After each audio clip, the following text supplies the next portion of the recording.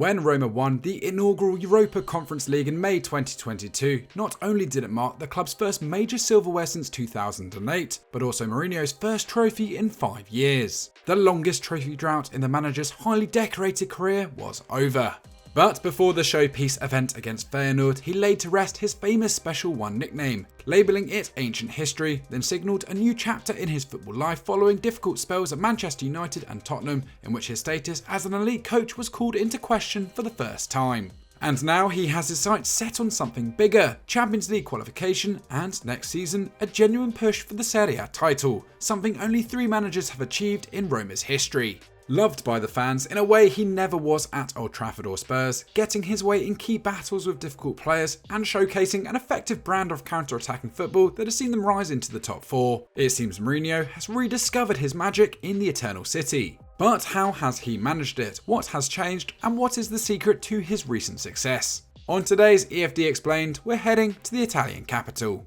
It's no surprise to hear that Mourinho's current success has been built from the back, but it was far from a given that he constructs a brilliant defence in Rome. He of course has a long-held reputation, perhaps more than any other coach in the modern game, for coaching defences to a world-class level, creating teams that win games by being almost impossible to score against and hurting opponents most on the counter-attack. But whilst this was certainly the case with his classic Chelsea, Inter and Real Madrid sides, it hasn't been as true in recent history. In fact, Mourinho's defensive record in the 6 years before taking the Roma job was pretty poor. When his second Chelsea stint came to an ugly end in December 2015, the Blues possessed the 6th worst defensive record in the Premier League, something that saw them sit just 1 point above the relegation zone when he was eventually fired. Things didn't get quite so bleak at Manchester United, but he still oversaw a decline. While his side conceded less often than under predecessor Louis van Gaal, something that would have been expected given he spent €73 million on 2 new centre-backs and over €200 million on 3 central midfielders, this was largely down to David De Gea hitting the form of his life in goal rather than an improved defensive structure. In Van Gaal's final season, United had the joint best defence in the division, conceding 35, but according to expected goals, should have conceded closer to 40. In Mourinho's final full season, however, the discrepancy was far greater, with his side conceding just 28 goals despite the XG reading 43.5. What's more, according to FBref's post-shot XG model, which measures the likelihood of a goal based on both the quality of the chance and quality of finish, De Gea saved 12.5 goals. For context, last season only 1 player in the Premier League saved over 2 post-shot expected goals across the campaign, and only 4 keepers in Europe's top 5 leagues saved over 5. It wasn't a huge fall from the Van Gaal days, but was nevertheless significant given Mourinho's previous reputation and the fact the attack wasn't exactly flying either. It was a similar story at Tottenham too, though the team was in decline during the last 12 months of Maurizio Pochettino's tenure, finishing in 4th in 2018-19 after 3 consecutive top 3 finishes, conceding 39 and with their expected goals against reading a worrying 49.2, Mourinho was unable to cure their defensive woes despite receiving significant financial backing compared to his predecessor. Spurs racked up a net spend of €97.2 million in the summer of 2020, higher than in any of the windows under Poch, and included supposed upgrades at fullback and Pierre-Emile Højbjerg, who had been one of the most active defensive midfielders in the league the previous season. And yet, the following campaign, they conceded 45 in the league with an expected goals against of 52.6, finishing in 7th, their worst placing in over a decade despite Harry Kane hitting a career high 37 goals and assists in the Prem. The shift from Pochettino's high press to Mourinho's low block simply invited more pressure onto the back line, and it showed. At Roma, however, the Portuguese coach seems to have rediscovered his defensive touch, with the Italian outfit one of the most watertight teams on the continent. In fact, there's reason to believe they are the best defensive side out there. At the time of writing, they've conceded just 16.3 expected goals against, the best record in Europe's top 5 leagues according to FBref. This is particularly impressive given the next best 3, Barcelona, Athletic Club and Real Sociedad, have all played 1 game fewer than the Giallorossi in the goal-shy La Liga. And he's managed to achieve this without compromising on his philosophy. Like classic Mourinho sides, Roma thrive without the ball, averaging 49.3% possession, less than Udinese, Bologna and Monza, and they're among the least active pressing sides in Italy too, with only 5 teams allowing opponents more than their 12.4 passes per defensive action. It's of little surprise then that most of their defensive work comes in their own half, ranking 12th in the league for tackles made in the attacking third.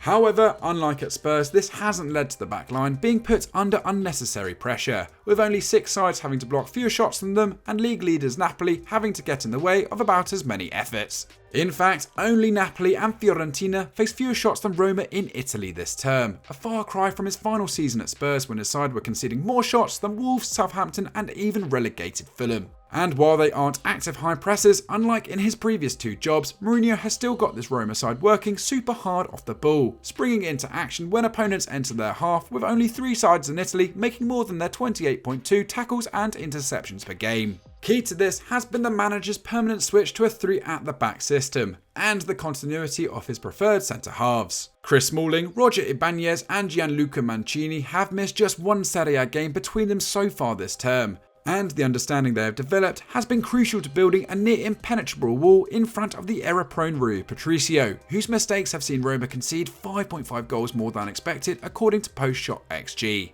Only Sassuolo's Andrea Consigli fares worse than the Portuguese in Serie A. With a safer pair of hands and goal, the Giallorossi would be closer to Napoli than they currently are. Ibanez, whose loan move from Atalanta was made permanent for just €9 million in Mourinho's first summer, is the side's most active ball winner. So impressive that only 3 defenders in Europe's top 5 leagues have recorded more than his 92 tackles and interceptions this season. Right wing back Zeki Celik and defensive midfielder Brian Cristante also average 4+ tackles and interceptions per 90, while Mancini and Smalling defend the space behind them, averaging 3.2 and 2.4 respectively. The result is a defensive unit that works incredibly hard for each other, with attacking midfielder Lorenzo Pellegrini even tracking back to make more tackles in the defensive third per 90 than Smalling. In a league that has shaken off its reputation for super defensive football in recent years, Mourinho has rediscovered his ability to consistently frustrate opposition attacks. And having laid such a solid foundation at the back, Roma now have an attack that is due to take off in a serious way. In terms of recruitment in the forward line, there are few clubs, if any in Europe, who can claim to have done as good business as the Giallorossi in the last 2 years. Tammy Abraham arrived from Chelsea for €40 million in Mourinho's first summer, with Paulo Dybala and Andrea Belotti following him both for free in 2022.